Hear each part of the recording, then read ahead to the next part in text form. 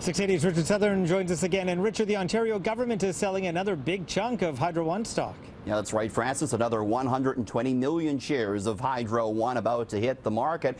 And the provincial government says they'll be priced at $23.25 per share. This, the Ontario government says, will be the final sale of Hydra 1 stock.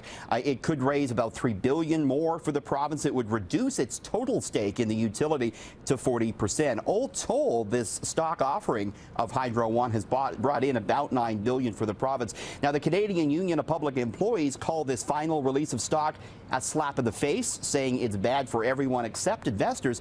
Truth is, though, it hasn't even been that good for traders. The stock closed lower today. Francis, it's down 2% on the year and up on investment thus far. That's interesting. It was a big bounce back day for Home Capital stock, though. It was. So this is this troubled Canadian subprime mortgage lender. It's been accused of wrongdoing by the Ontario Securities Commission, and there's been a big run on its deposits. People are pulling money out of it. And so today, Home Capital announced it plans to sell $1.5 billion of its mortgage book. That's not a great sign, further indication that it's cash starved.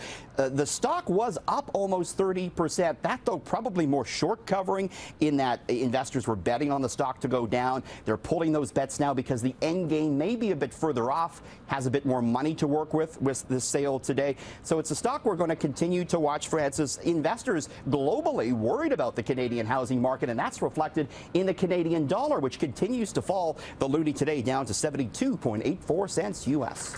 So in this housing market, many buyers turn a blind eye to issues with properties, but you just got to see this. So this is a home in Brantford, and if you fear clowns, you kind of want to avoid this home, don't you? You're not going to like this one if you're afraid of clowns. So it's it looks nice on the outside. Oh, sure it does. A little bungalow, $239,000. The asking price on the inside, though. Wow. Nothing but clowns. They're on chairs. They're on beds. They're even on the wallpaper. There's clown magnets, porcelain clowns, stuffed clowns. Everywhere you look. They're everywhere. Clowns. Toronto Star reports, Francis, that the couple in their 80s that owns the house has collected almost 1,500 clowns over the past 25 years. That's their thing. And it's estimated, that 12% of all adults have a fear of clowns. But you just watch this house go for over the asking price in this market. Does it come with the clowns, or? Yeah, they haven't said. If you want a clown, they could spare one if they have 1,500 of them. No kidding. So now we all have read the stories about airlines shrinking room and economy, and of course we saw that video, the United Airlines passenger being dragged off planes. But it's a different story in first class where I guess there it's about how big is the bar.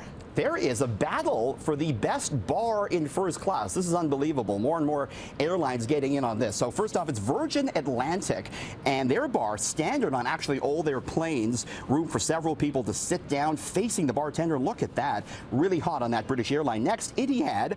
This is a self-service bar. They call it the lounge. There's a semicircular leather banquette. You won't find a bartender, but the flight attendants are there to provide you with all your top-shelf beverages. Next, it's Emirates. And you know this, Francis. They are known for their bar on their A380s, and this plane comes into Toronto 3 times a week. It's stocked with all your fine spirits. Look how beautiful that is. Ask for a bottle of Dom Perignon on the ice, and they'll give it to you. Nothing is too much there on first class on Emirates. Finally, Qatar Airlines. They have the biggest bar in the sky. It's a curved silhouette, seating for 10 people.